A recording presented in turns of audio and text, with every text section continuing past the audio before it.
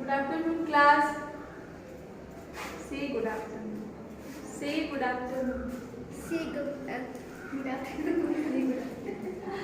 ठीक है, आज का जो हमारा टॉपिक है वो है जन पोषण व स्वास्थ्य। कौन सा टॉपिक है? जन पोषण स्वास्थ्य। जन पोषण व स्वास्थ्य। इसके पहले वाली क्लास में हम लोग समझे थे कि पोषण क्या होता है, भोजन क्या होता है, भोजन और पोषण में क्या कॉम्बिनेशन होता है, कितने पोषक तत्व होते हैं और किन पोषक तत्वों की कमी से कौन सी बीमारियां हो सकती हैं। ठीक है, अब हम बात कर रहे हैं जन पोषण की।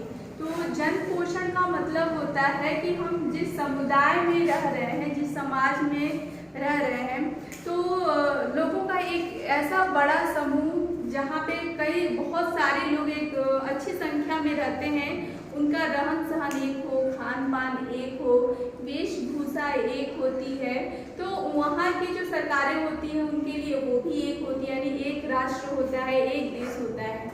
तो वहाँ के लोगों का स्वास्थ्य बना रहे, इसके लिए वहाँ के जो स्वास्थ्य कर्मचारी होते हैं या जो सरकारें होती हैं वो विभिन्न प्रकार की नीतियाँ और योजनाएं बनाकर लोगों को लाभ पहुँचाती हैं। ठीक है, अब हम लोग बात करेंगे इसमें कि जन पोषण में पोषण क्या होता है। अभी पिछली कक्षा में आपने पढ़ा था कि भोजन से प्राप्त होने वाले वे पोषक तत्व जो हमारे शरीर की आवश्यकताओं की पूर्ति करते हों, जैसे ऊर्जा देना, शरीर की वृद्धि करना, हमारी रोगों से सुरक्षा देना ही क्या कहलाता है, ये सब पोषण कहलाता है। और जो पोषण होता है, मेनली जो पोषण होता है वो दो प्रकार का होता है आपका। एक होता है सुपोषण। क्या होता है? सुपोषण।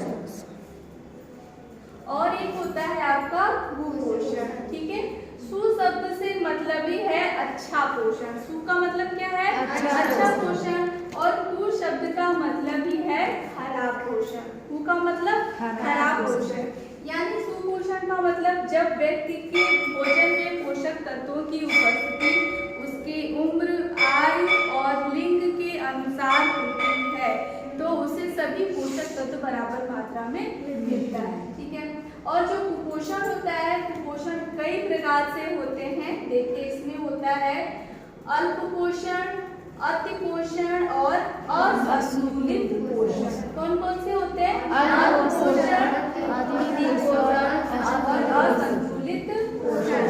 ठीक है, अल्प पोषण क्या होता है? अल्प का मतलब होता है कम। अल्प का मतलब क्या होता है? कम। यानी जो भी हम पोषक तत्व अपने भोजन में ले रहे हैं उनकी मात्रा हमारी आवश्यकता से क्या है? कम है। तो उसके कारण जो बीमारियां होती हैं वो अल्प पोषण के अंतर्गत आती हैं। ठीक है, फिर आपका अति पोषण, यानी हम जो भी भोज्य पदार्थ ले रहे हैं उसमें जो पाए जाने वाले पोषक तत्व हैं हमारे शरीर की आवश्यकता से अधिक हो, तो इस तरह का जब पोषण शरीर को प्राप्त होता है उसे हम क्या कहते हैं? अति पोषण कहते हैं। कौन सा पोषण?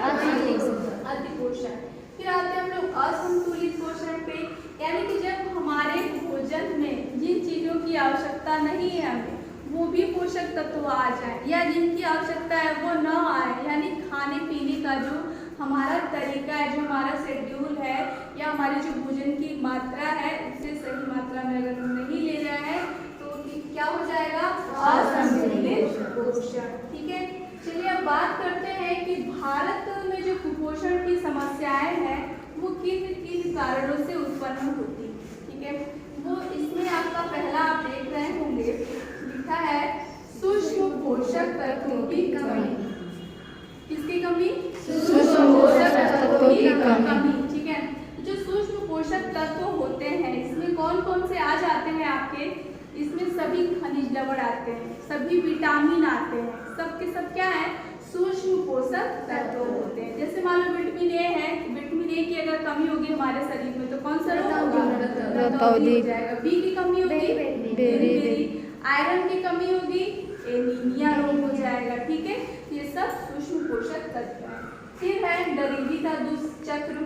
ठीक है, तो जो आपका गरीबी होता है, गरीबी के कारण प्रोटीन एनर्जी मालन्यूट्रिशन होता है, यानी गरीब बच्चों को प्रोटीन भरपूर मात्रा में नहीं मिल पाता है, जिसके कारण वो बच्चे प्रोटीन की कमी से ग्रसित हो जाते हैं। फिर है आपका संक्रमण प्रेरित कुपोषण, यानी हमें भोजन पकाना कैसे है, उसको साफ सुथरा कैसे करना है, या फिर उसमें किस प्रकार का संक्रमण हो सकता है, जब उसके कारण व्यक्ति जो है कुपोषित होता है तो वो होता है संक्रमण प्रेरित कुपोषण। फिर है आपका सामाजिक सांस्कृतिक कारण, जैसे हमारे यहाँ हमारे भारत में क्या होता है कि जो गर्भवती महिलाएं होती हैं, आप देखते होंगे रेगुलर चेकअप उनका नहीं हो पाता है। तो रेगुलर चेकअप जब नहीं होगा तो कैसे पता चलेगा कि उनके शरीर में किन किन पोषक तत्वों की कमी है जो उस विशेष अवस्था में लेने की आवश्यकता है। फिर प्लस आप देखिए हमारे भारतीय संस्कृति में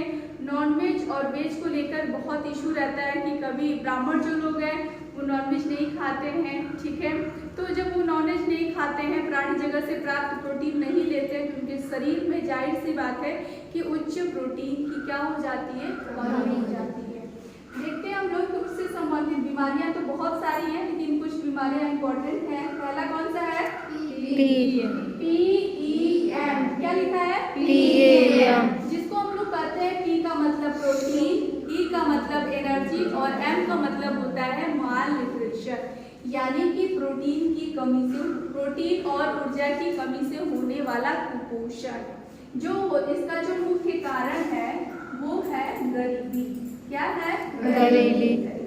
फिर है आपका रिकेट्स, ठीक है, जिसे हम लोग सूखा रोग भी कहते हैं। ये विटामिन डी की कमी के कारण होता है। जब बालक के शरीर में पर्याप्त धूप नहीं लगता है और विटामिन डी की कमी हो जाती है तो रिकेट्स रोग